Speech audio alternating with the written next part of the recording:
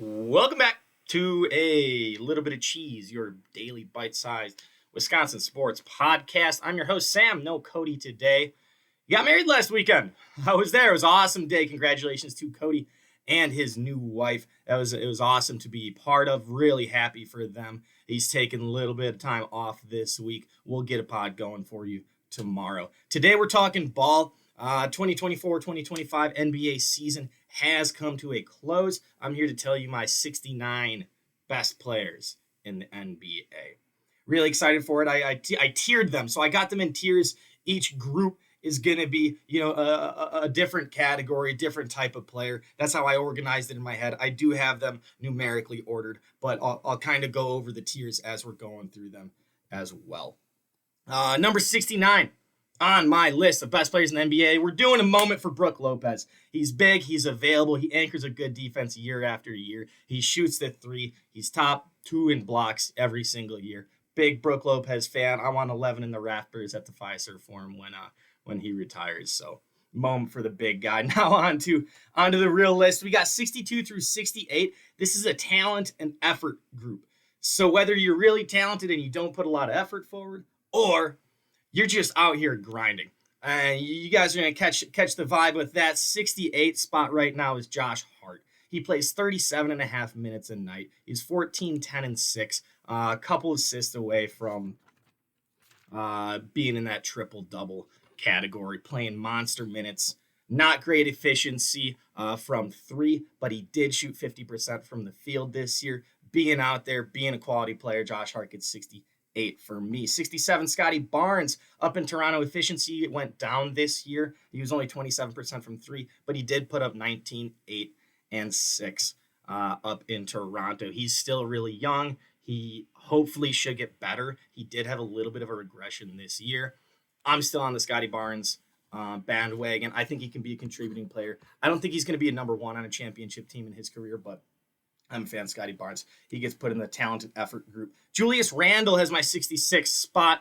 Look, once he started playing with Minnesota this year, they did get a little bit better. There's always rockiness with Julius Randle. When you watch him play, you're not really impressed. It's a lot of shots I would rather be watching Anthony Edwards take. That being said, Julius Randle did put up a pretty solid 19, 7, and 5 year this year. He's a 3-time All-Star. He deserves to be on the list.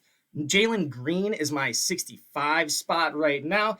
21, 5, and 3. He played all 82 games this year, 33 minutes a game. He is the go-to guard, the go-to scoring guy for the number 2 team in the West. Obviously, Sengun is running that offense. We're clearly going to see him a little bit later down the list. But Jalen Green, man, he's been getting better and better every single year. He was drafted really young, so I think the sky is the roof for him, as they say. I got Drew Holiday coming up next. He is a little bit older. His offense is a little bit shaky sometimes, but defense is getting credited on this list, and Drew absolutely deserves a spot on here. I have Drew ahead of Jalen Green, obviously ahead of Julius Randle, Scotty Barnes, Josh Hart. He's just a better player. He can lock all those guys down. He can lock a whole lot more of this list down.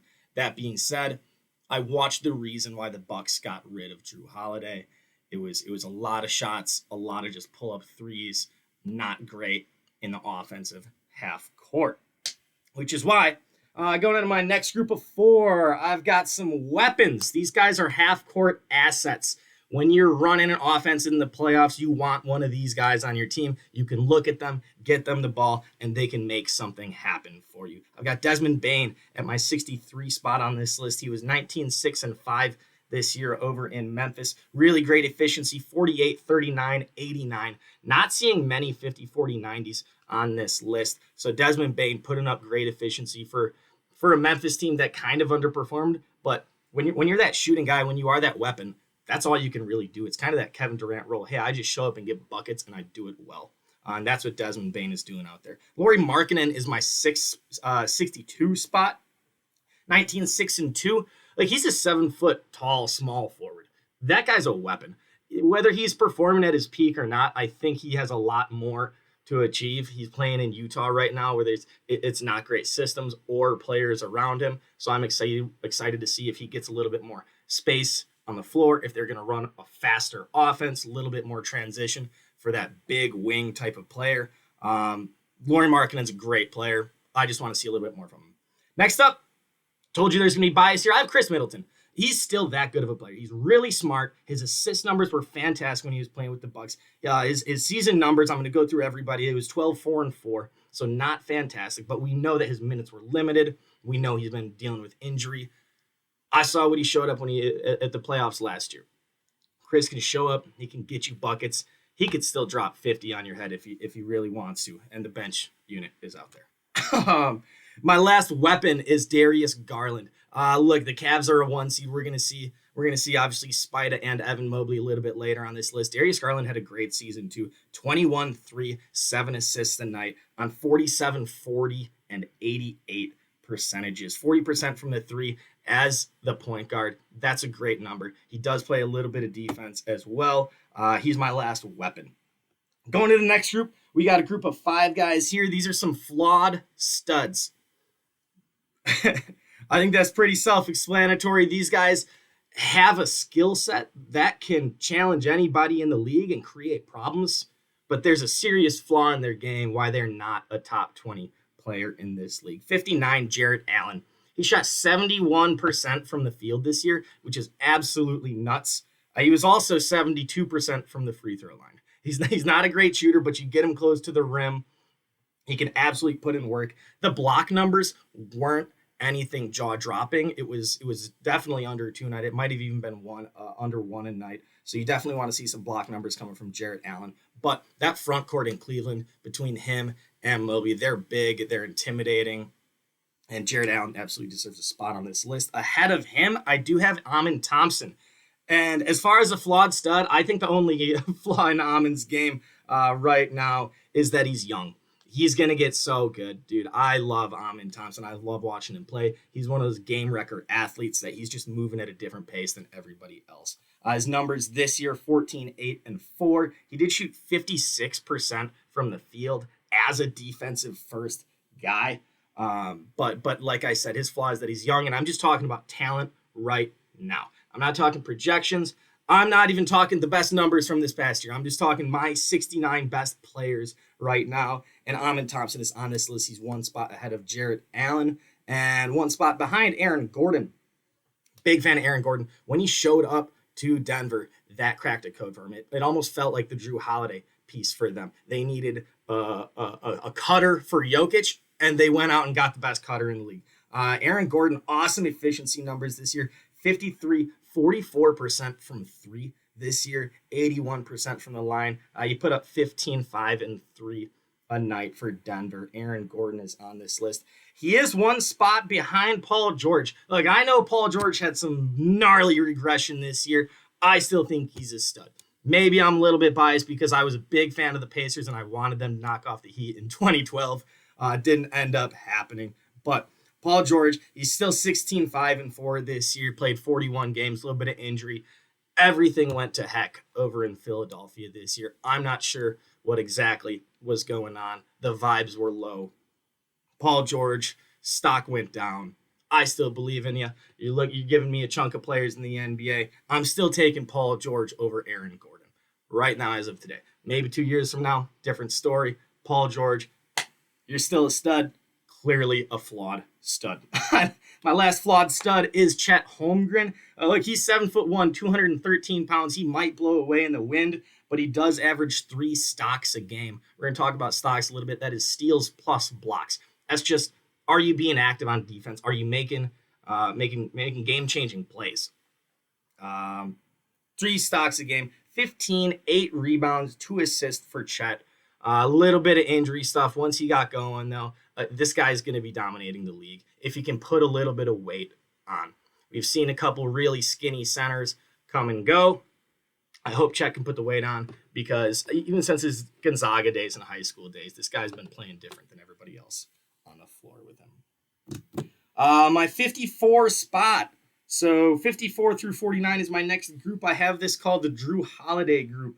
Just talked about it with Aaron Gordon. They can show up and push a team over the edge. If they show up to your team and you have a playoff team, a good playoff, call it the Knicks, Pacers, the Bucks, one of these teams that are just kind of middling right now, a 4 through 8 seed, and you get one of these guys, they might be able to bring you to that championship game, whether you're going to win it or not because of one of these cats.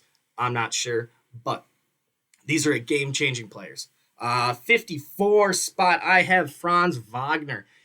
He got a lot better than anybody really thought he was. Maybe I wasn't paying attention, but he's got some awesome clips. He has that kind of that shifty European style. That's some awesome passing, awesome points this year as well. He did have a little bit of injury. He put up 24, 6, and 5 down in Orlando. That young core is only going to get better, and if he can be a monster offensive piece for them, I think that's huge.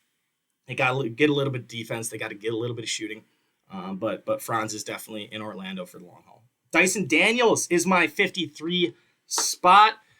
Look, man, he led the world in steals times 100. And the pass deflections, I don't have those numbers in front of me. He's got an argument for being Defensive Player of the Year this year. He had 3 steals per game. That doesn't happen very much. He shot 50% from the floor, 34% from 3, only 59% from the free throw line. So we got a little bit of work to do there. Another young guy who's just hustling out here. You get 3 steals a game, man. You're a game changer. You absolutely are. You could get thrown on anybody on the perimeter and change the course of a game. He's ahead of Franz Wagner, not quite ahead of J-Dub, Jalen Williams for Oklahoma City Thunder. He averaged 22, 5, and 5 this year with 2.5 stocks. He's active on defense. He's a certified bucket. He can get to the free throw line when he wants to. Oklahoma City is a little bit of a one-man show, but J-Dub has been the reason that this is a 68-win team rather than a 53, 54, 55-win team. Absolutely deserves a spot. Again, a young player. I'm excited to see his growth, but for right now, he's the 52nd best player in the league, just behind Tyler Hero. Shout out Wisconsin Roots. He averaged 24, 5, and 6. 35 minutes a game for Tyler Hero. He really did everything for the Miami Heat this year. There was all the Jimmy hullabaloo. Jimmy wasn't even playing fantastic when he was in Miami. Bam didn't have a great offensive year. Tyler Hero was really relied on to carry this team. They did get in the play-in, just beat Chicago last night, so their season is going to keep going. On the back of Tyler Hero, I might have him a little bit lower than some people. I think we're going to see more of these guys. He might be a merchant by volume. When you're running a team, when you are the one, your numbers are just going to be a little bit higher. Not to take anything away from him, I just can't trust him ahead of some of these other guys. Mikal Bridges, he's never missed a game. I have him ahead of Tyler Hero. I'd rather have him on my team than Tyler Hero. Best ability is availability. Mikal Bridges is a defensive monster who put up 18, 3, and 4. There's a reason that the Knicks gave a fat loot for him. They might have overpaid, but there's a reason that they were willing to pay and say, this is the guy that's going to take us over the edge. And that's 100% what this category is all about. My last guy here, shout out Norman Powell, man. He is a bucket. He's been a bucket. This year, his efficiency went through the roof. 49 from the floor, 42 from 3, 80 from the free throw line. He averaged 22, 3, and 2. He's not doing much other than getting you buckets, but dang, he's good at it. I love watching Norman Powell. He step back, side steps. Big fan of watching Norman Powell. They got something going with certified buckets out in Clipperland. Cool. Next category, 48 through 42. These are a key piece on your playoff team. If they go out, you have problems. It's a big hole that you're not going to be able to fill by somebody else. And as much as I don't love watching the player, this is where I have Draymond Green. He's a smart defensive asset who will move the ball on offense. He's been part of multiple championship runs. He communicates probably too much, averaging 9, 6, and 6 on the year. Not great offensive efficiency numbers, but we know he's a defensive problem. And he's organizing the defense too. You watch a game, he's telling guys where to be. I think that's valuable. Just ahead of him, I have Ivica Zubac. He had an absolutely awesome year this year. 17, 13 boards, 3 assists a night on 63% from the field. Zubac became a problem this year. I would not be surprised if he gets a vote for that third team All-NBA. Maybe a couple votes in there. They did take positions out of it, so that's probably going to hurt him. I think there's a lot of the wings this year that are going to get some of the votes. But like I said, Zubac, he really came out of the scene. He might get a couple votes for most improved player as well. I'm a big fan. Clippers outperformed what they were supposed to. this year. And a lot of that, I think, is on Ivica Zubac becoming a center that we didn't really see him becoming. Zach LaVine is my next player. 46 spot. 23, 4, and 4 this year on 51 from the field, 45 from 3, and 83 from the free throw line. He played 74 games this year. Injuries have been a problem for him. So seeing him out and available, playing 35 minutes a night, getting buckets every night. This is a great year for Zach LaVine. Great year for his stock in general. He's a good player, dude. If you can rely on him to be an offensive weapon, he's going to have a couple duds of a night. He averaged 23 this year. That's a lot of points. He's not put 0 balls for you. No way. Dame is just got cleared for basketball. That's fantastic. I love it. Damian Lillard. Big blood clot news. I'm sure we'll cover that tomorrow with Cody. I'm also going to turn the notifications off. Where was I? Ahead of Zach LaVine, I have Derek White. And again, another key piece. He gets a little washed out because he's in Boston, and they're just so deep with the perimeter defense, 3-point shooters. I think if Derek White was in a different situation, he's talked about a little bit differently. But won a championship last year, was a key player on that championship team. 16, 5, and 5 this year. Not great offensive numbers, but again, we know there's only one ball in Boston, and there's so many studs. And we're going to see 3 more of his teammates ahead of him, actually. After we already saw Drew, I think their whole starting 5 is on this top 69 list. Boston's a problem, dude.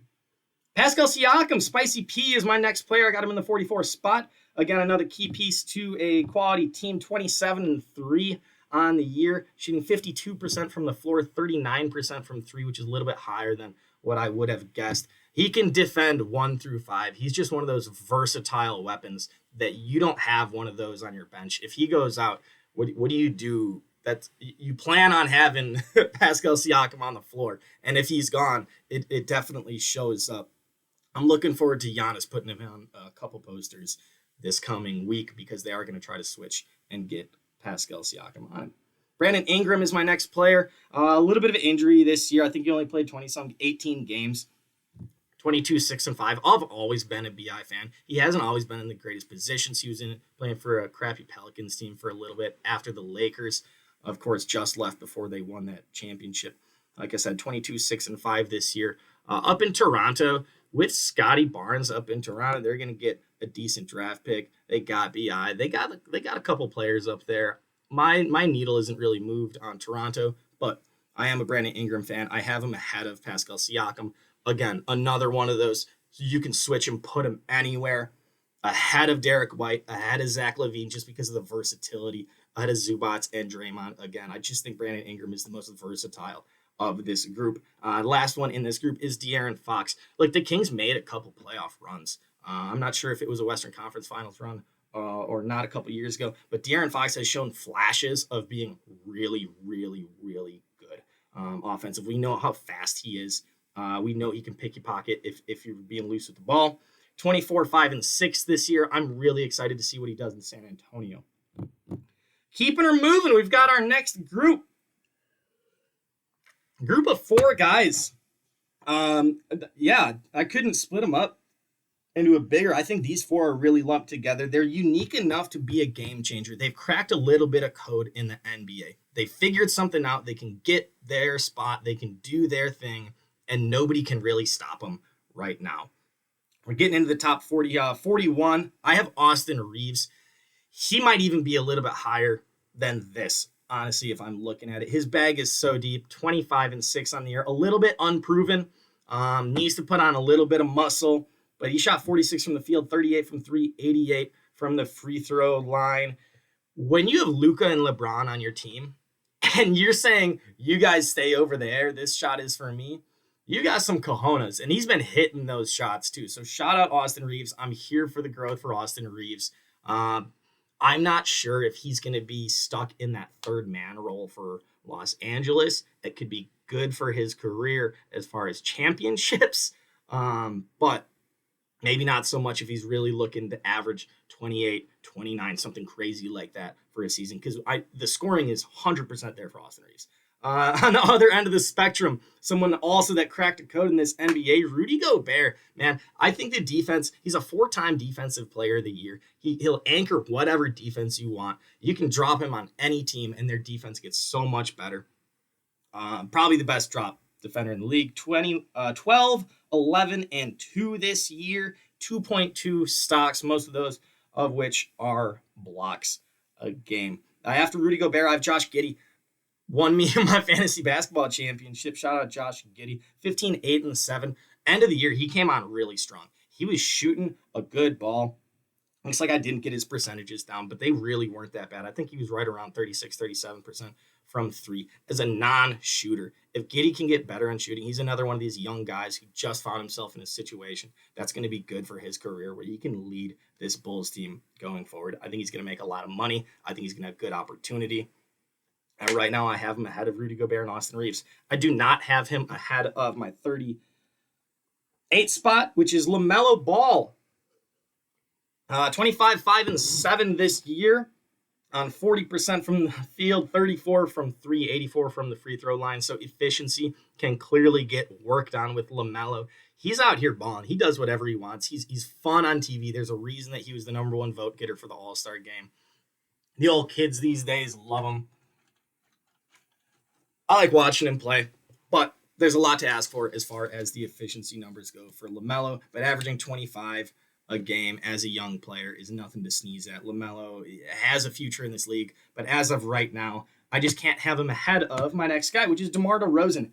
The next group of 1, 2, 3, 4, 5, this is the bottom tier of who can be the second best player on a championship team. You got a stud, you got an all-star, you got someone in this top 15 group. Now we're starting to see the guys that can be a quality number 2. This is the bottom tier of those. I think DeMar DeRozan still has it in the tank. I've been a big fan of his for a while. Just someone that can get to whatever spot they want and you can't do anything about it and he can hit that shot. That's so valuable. That's what the Bucks have been missing in some of these playoff series. And as Chris goes down and when Chris has been there, the value of saying, hey, go get us a bucket. And the defense can't do anything about it. I think that is incredibly valuable, especially in close, late games. 22, 4, and 4 for DeMar this year. Only 1.4 turnovers a game on 36 minutes. He's taking care of the ball. He's showing up, getting buckets. Unfortunately, not leading to a lot of wins. But again, he hasn't been part of a really great program. Jaren Jackson Jr., 22, 6, and 2 this year. He shot 38% from 3, and he's a defensive player of the year candidate. If your DPOY candidate is shooting almost 40% from 3, that's a quality player. If he were to win that DPOY, it looks like it's going to be Evan Mobley. He would have been due for the Supermax, which would have been almost $300 million for Jaren Jackson Jr. Whether he's worth it or not sure. But he's young, he's big, he's shooting, he's a defensive monster. I think he can be the number 2 on a championship team. But I have him just behind Paolo.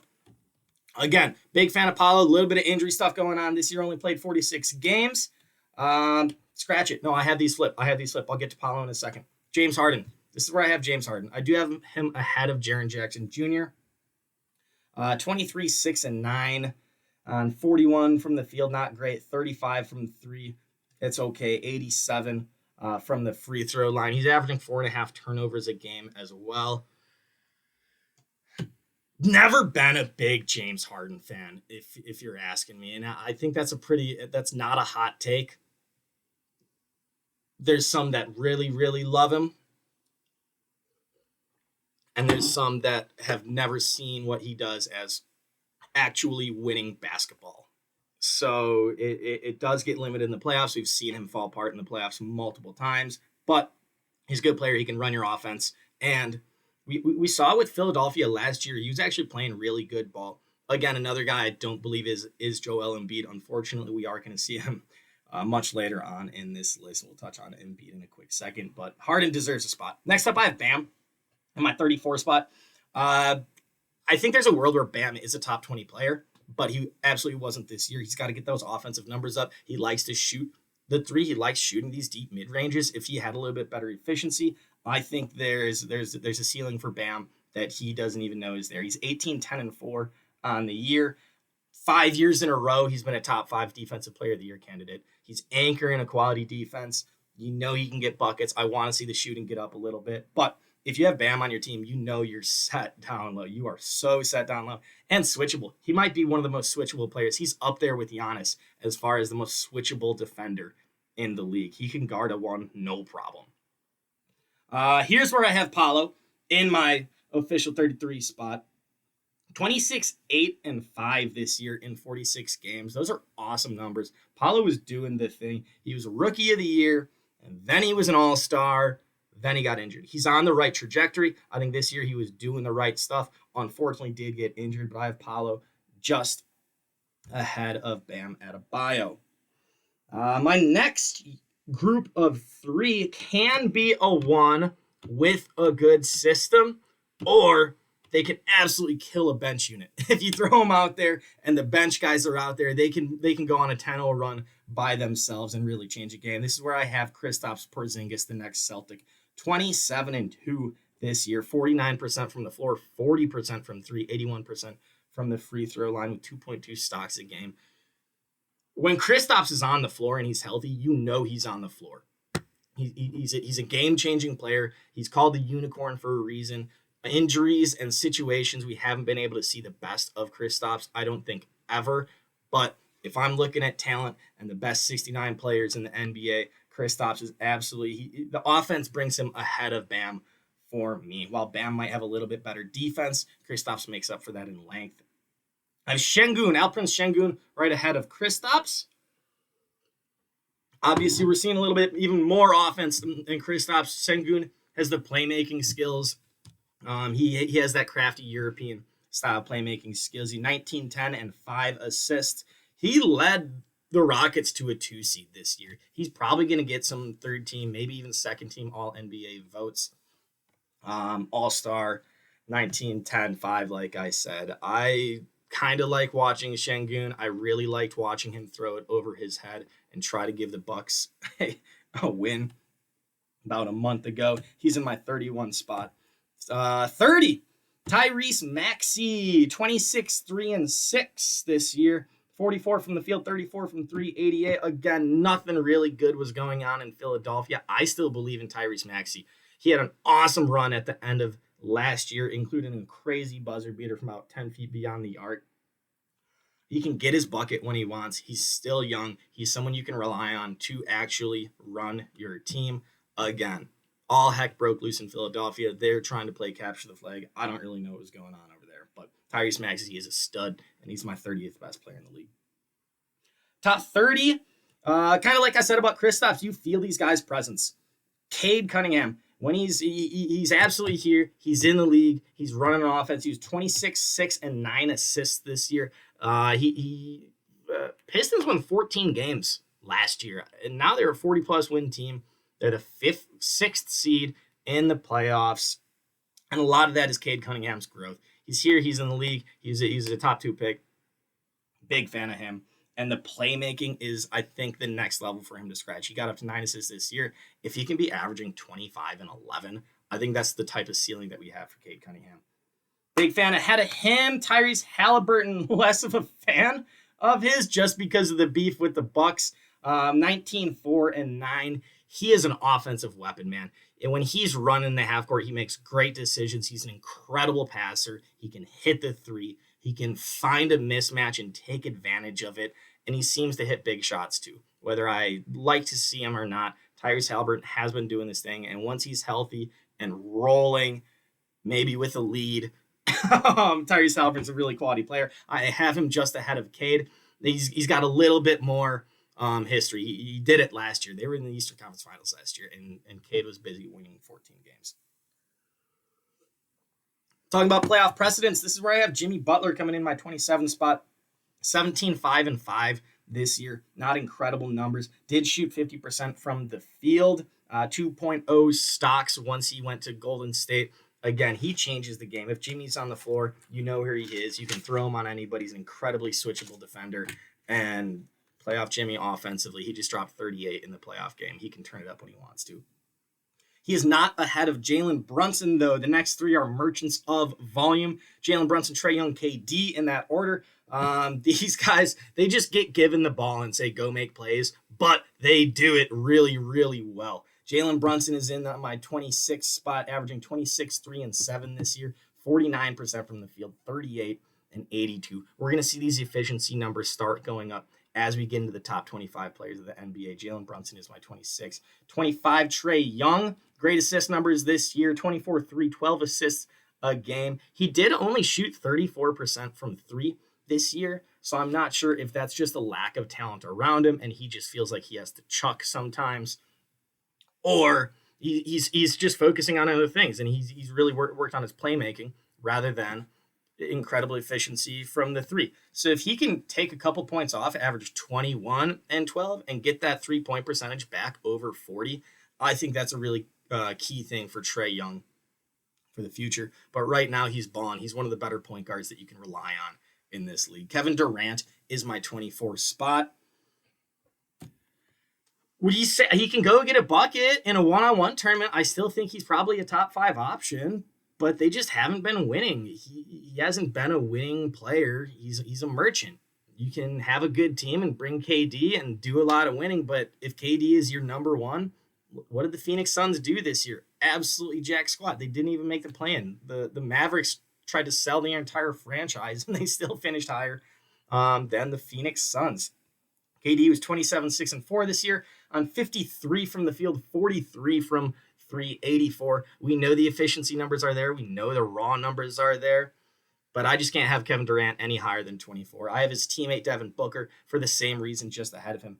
This next group, I just call them really good at basketball. I was kind of running out of words what to call these guys, but Devin Booker is just a shade ahead of Kevin Durant. I think there's a little bit more playmaking offensively. They both struggled defensively, and they both struggled this year. And I just, it's hard to have them any higher as much as I would love to. I love Devin Booker.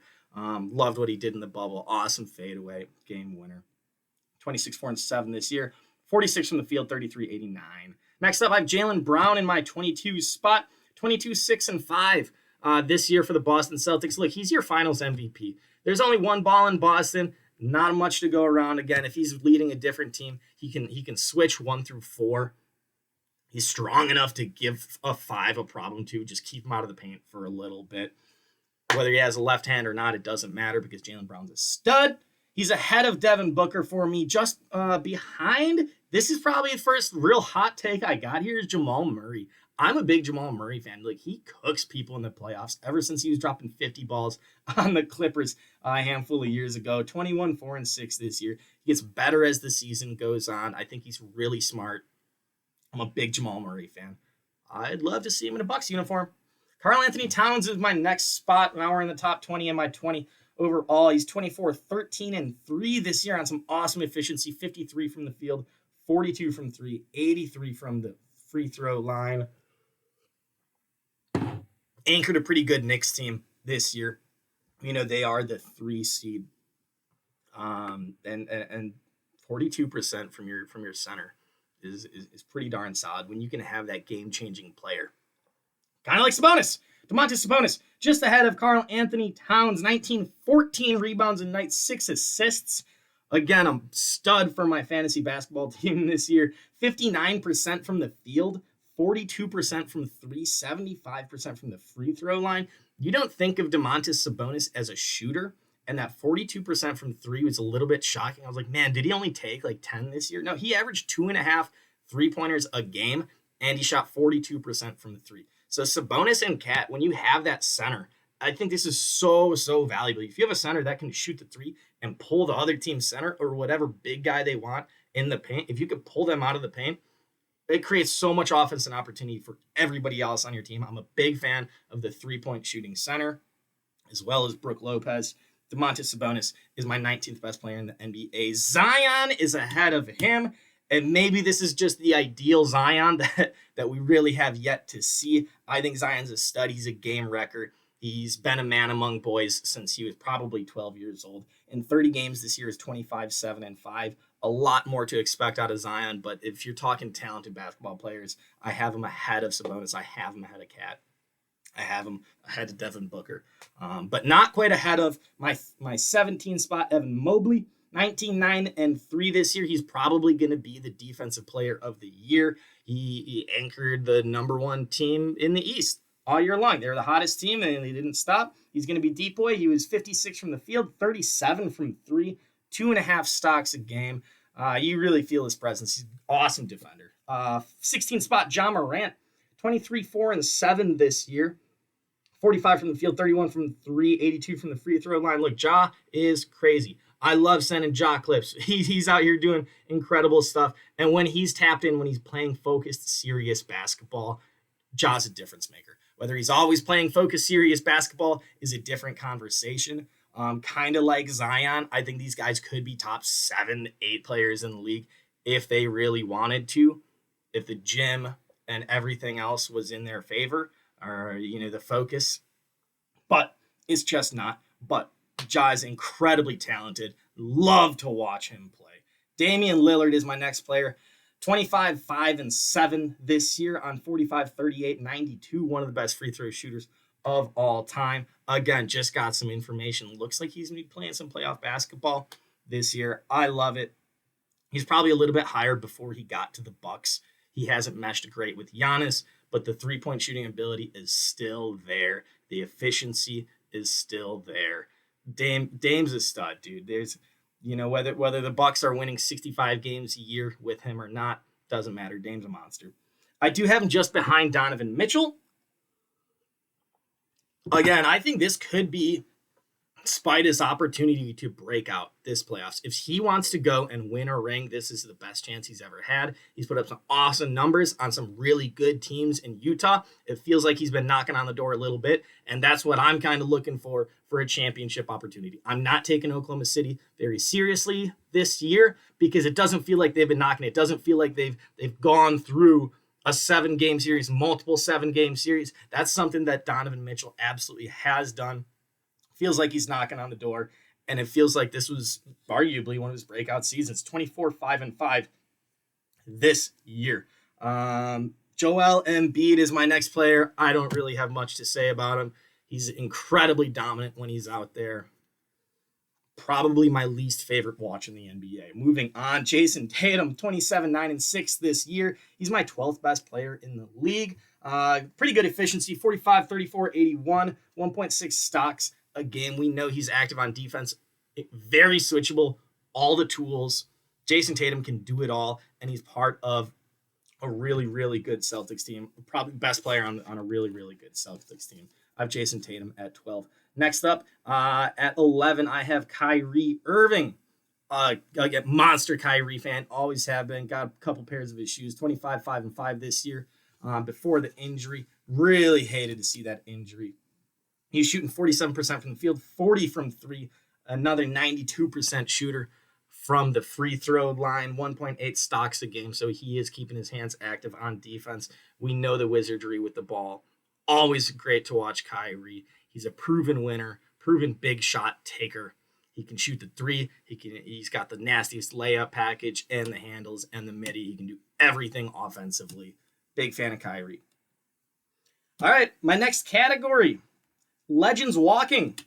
Now we're in the top 10 players in the NBA. Anthony Davis is my number 10 spot. He brought the Lakers to a championship with LeBron in the bubble. When he's out there, he's a problem. I remember having a conversation with a buddy years and years and years ago saying, hey, whoever takes down this Golden State dynasty is going to need Anthony Davis on the team. He's that switchable. He's that versatile. Offensively, defensively, he can really do it all. Not that available. Not one of my favorite players in the league, but it's hard to argue that he's a difference maker, and he can single-handedly make someone a championship quality caliber team.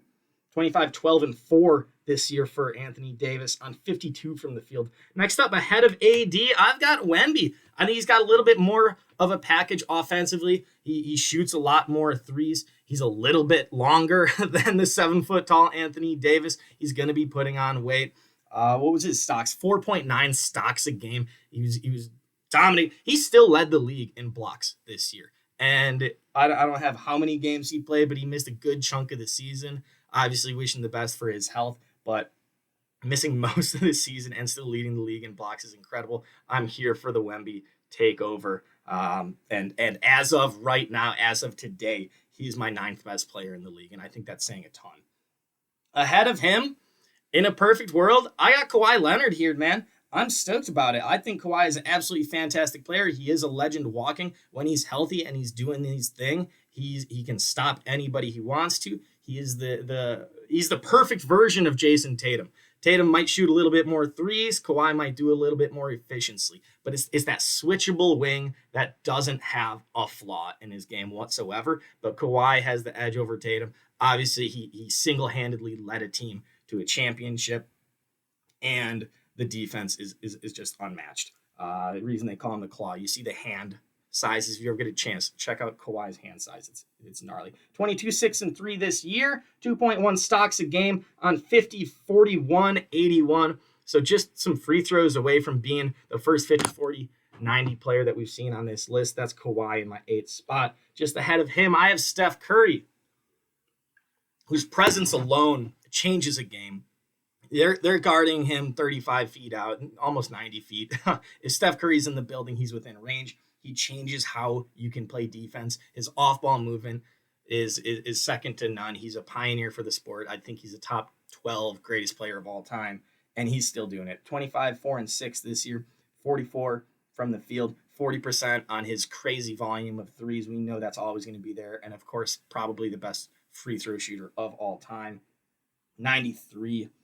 1.5 stocks a game. He always gets some steal numbers, so he is a little bit of a liability on defense, which is why I have LeBron James ahead of him, who is not always a liability on defense. He's selectively a liability on defense, just because he's about 55 years old. LeBron this year averaged 24, 8, and 8 at his age is really unheard of. You can't say enough about LeBron. 51, 38, 78. This year, 1.6 stocks a game. And he's the point guard on this team. He organizes this Lakers team.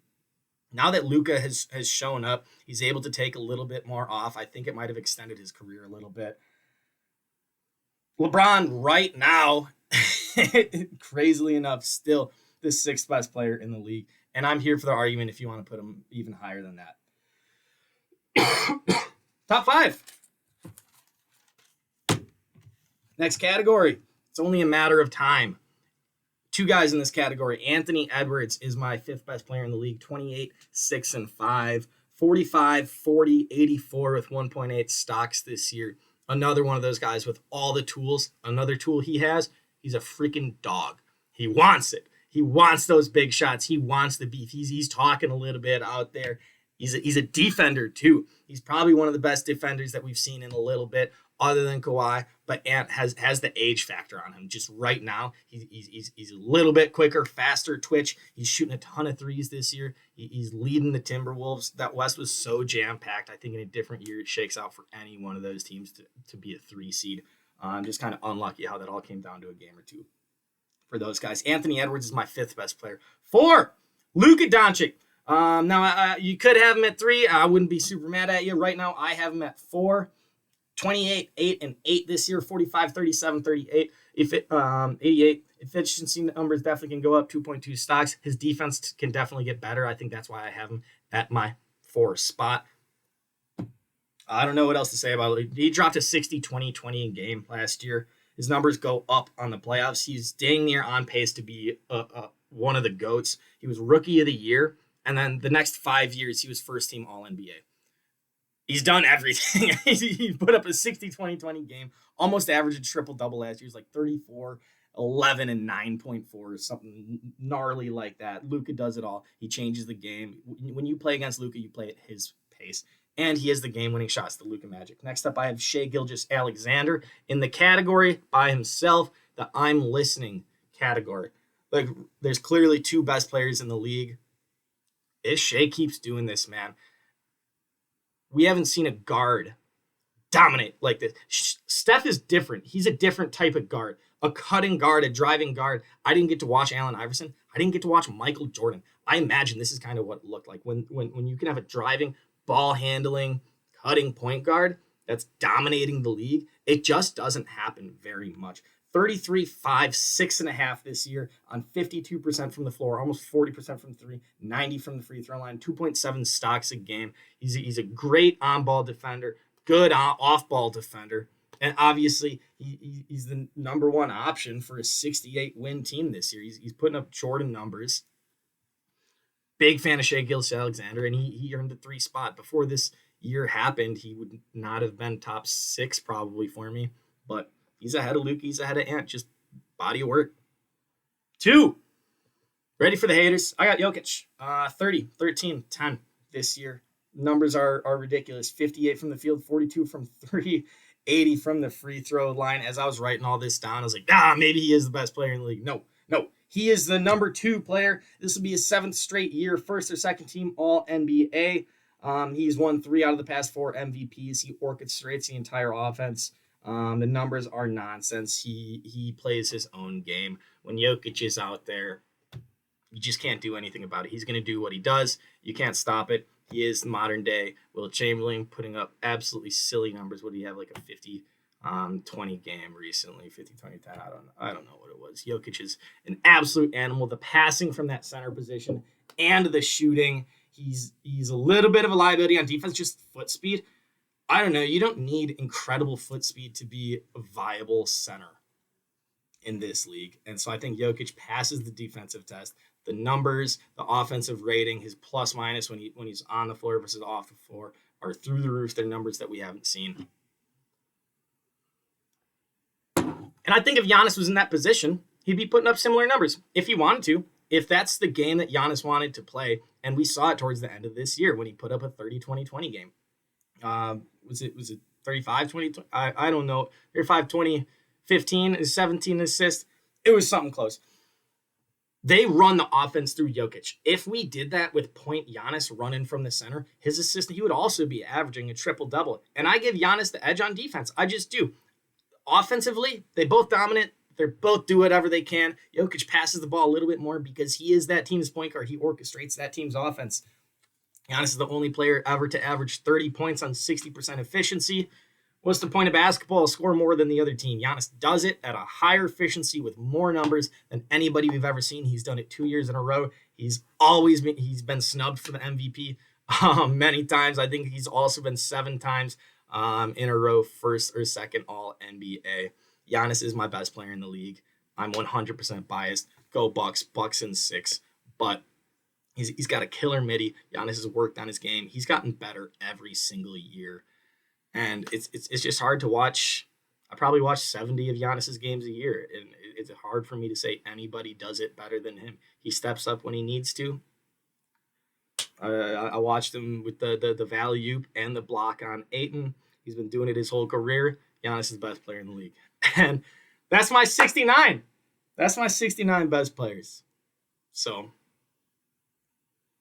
I didn't plan on what I was going to say at the end of this. But thanks for listening to A Little Bit of Cheese. Cody and I are going to be back. Definitely let me know what I got wrong. Throw it in the comments. Hop in the DMs. Do something. I'm sure something's wrong. But that's what I got. Giannis, number 1. It's playoff time, baby. I'm really excited.